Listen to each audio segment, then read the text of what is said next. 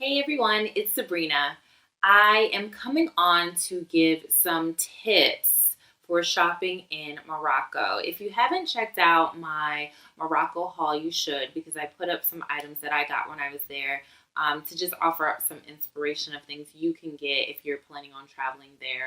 Um, or just general inspiration. But I wanted to also offer tips for shopping in Morocco because it's a very interesting shopping environment where much of the shopping for clothes, for food, spices, oils, basically anything is centered in markets that they call souks.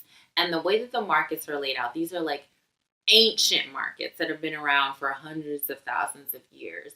And the way that they're laid out is almost like mazes, where they're just these long walkways lined with stores and markets and shopkeepers standing outside trying to entice you to come into the store and what have you. And because the walkways are so narrow, it can get really crowded and a bit overwhelming.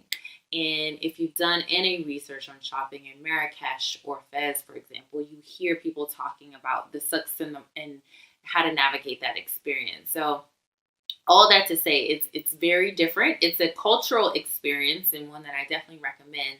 But I just wanted to give some of my tips and lessons learned so that if you're going there or if you're done a little research and you're not sure, feeling uneasy or nervous about it, I just kind of wanted to share. So, to be honest with you, the souks were a bit intimidating. You literally, it's like, especially for the one in Marrakesh, it's like you're in this kind of open space, and then all of a sudden you enter, and it's like dun dun dun. It just feels very different. Like it's like I said, narrow. Um, the sun isn't always shining in certain areas, so it can be dark, very crowded. You have people as well as like folks on scooters and motorcycles weaving through. You've got cats that are sitting on the stoop trying to keep the rats out. You've got the shopkeepers that are, yelling at you in Arabic trying to get you in. And after a while, everything looks the same. And Google Maps doesn't work, and you have a map and you're just trying to figure out, where do I go? I'm lost. That's actually part of the experience too, is chances are you may get lost. So my first tip for just navigating that is, as you're going through the souks, take pictures with landmarks. Use your cell phone to take pictures of, okay, I got to this point and made a right, so that you know how to basically follow your path back the opposite way to get out. I found that was super helpful and reminded me of, like, okay, we came here, and when we were here, we made a right. That means we need to make a left to go back. So take pictures of your journey along the way. The other suggestion I would make is to wear sunglasses, because making eye contact with people there is almost like a open invitation for them to just kind of like get a bit aggressive with you in terms of showing you things, following you, trying to lead you into the store. We even had a gentleman who literally followed us from store to store to store. And I was with, at my time, my boyfriend who played football and was very big and strong. And this gentleman still followed us around from store to store, even after we told him no in English and la shukran in Arabic, which means no thank you.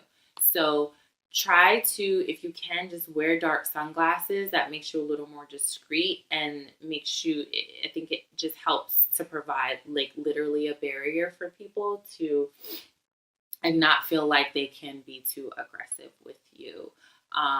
That's so the other thing too is la shukran is no thank you in the local language, which is Arabic. Our Airbnb host recommended that we get very comfortable saying that, because you will need to tell people there, no thank you. No, I don't want to eat at your restaurant. No, I don't want to go to your store. No, I don't want to. I'm not interested. I'm going to keep moving. La shukran. La shukran. So what do we say? Just the environment's a bit busy and hectic. Learn la shukran. Wear dark sunglasses. Take pictures along the way. When you are actually ready to shop, It is okay to haggle. It's okay to bargain. That's part of the culture as well. And apparently it's like a fun thing to do with the locals. That's really what they expect. And so it's okay to do it. And it's like I said, it's not just okay, it's expected. So don't try not to feel uncomfortable doing it, but also be smart about it. Meaning, um, ask prices. Um, have an idea of how you how like how to negotiate going in, meaning doing your quick math of, okay, one of these items costs this, so I know that two are going to cost this, and I need to be able to um, so like one item costs, I'm making this up, $5, which means that two of them is going to cost 10. So I know I'm going to say two for $8 or something like that, right? So just know how you want to navigate the negotiation before you even walk into a shopping place, because you don't want to be standing around trying to like strategize right there in front of the shop owner. So get comfortable, and if you're traveling with someone, practice. Just think about it in advance. Also know what your walking away point is. A lot of the shops tend to carry the same sort of merchandise. So if you're in one shop and you know you want to pay a certain amount for something 5 and they're offering it for 10 and they don't want to walk it down and don't want to work with you, don't be afraid to walk away and go and look for another shop. Chances are they don't want to lose your business, and they will work with you if they realize you're indeed going to walk away. What else? If you ever get to a point where you feel like, you're just not comfortable with the negotiation, meaning you're arguing like the difference between what is equivalent to you, like $1 in the US, and you're going back and forth with them, and you're like, wait a minute. This is like, I'm really just trying to negotiate this only $1, right? Because remember, you're talking to them in their local currency. And that currency goes much further to them than it does to us in the States sometimes. Then just like let up. I had to do that a couple times to remind myself, like, I'm arguing with the equivalent to them of like $10 to them. But when I translate this back to US, this is only like $1 difference. It's not that big of a deal. I'm just going to pay it. So that's also something to keep in mind as well. But again, this goes back to kind of understanding your strategy in advance. Know what the conversion rate is so you can do the mental math really quickly in your head. Also have a conversion app on your phone that if the math gets a little too complicated or you have a big purchase and it's just too much math and too many figures to keep up with, have a good currency converter app on your phone right then and there.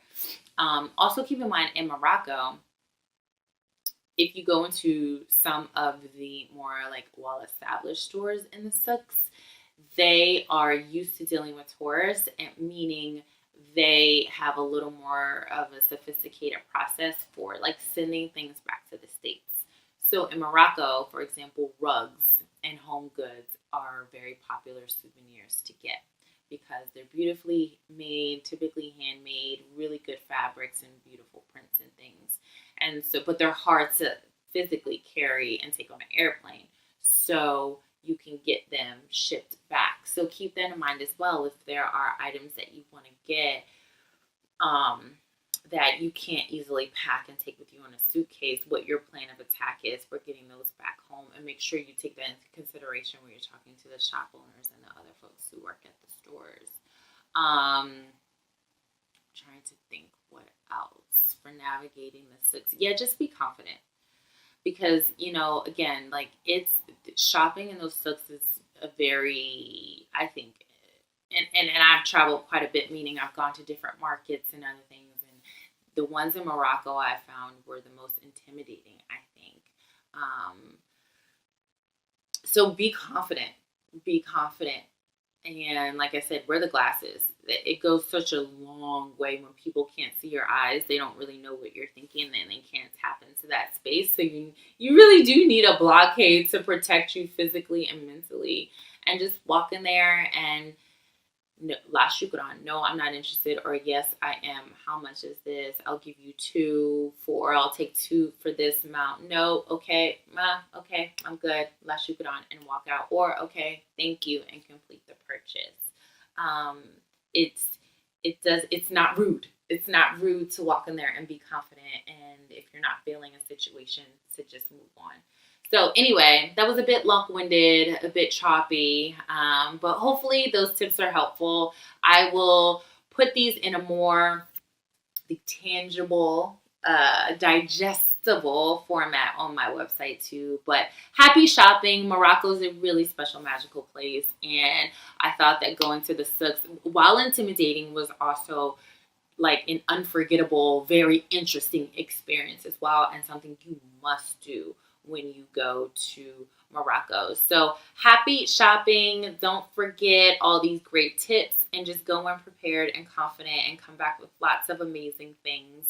And I can't wait to see what you got. So if you've been there and you have other tips to add, please feel free to drop those in the comments. And if you do have really cool items that every item that you have is cool, I'm sure. But if you want to share those with me, please do email me, or just like put descriptions in the comments, whatever you're comfortable with. I would love to see and hear from you. So thank you so much for watching. Stay tuned for the next video. Please like, share, comment, and subscribe, and I'll see you next time. Bye.